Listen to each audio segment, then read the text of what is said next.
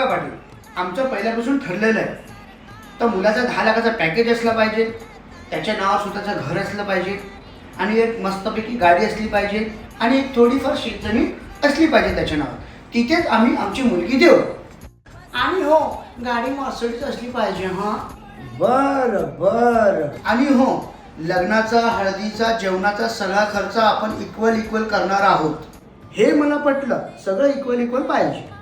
हो तेच ना, लग्न दोघांचं पण आहे ना, मग खर्च एकट्यानेच का करायचा? हे आपल्याला पटलं. सगळं कसं इक्वल पाहिजे.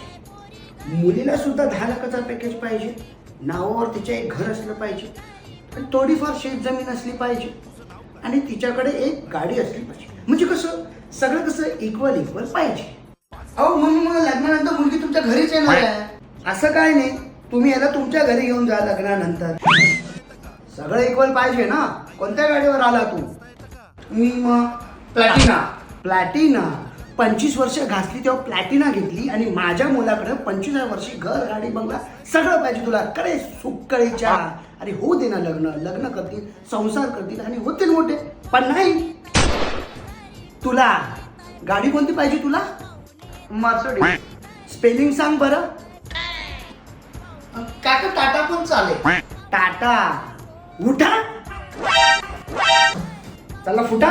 अहो पण पप्पा, तू का बरे, तुला काय कळतं?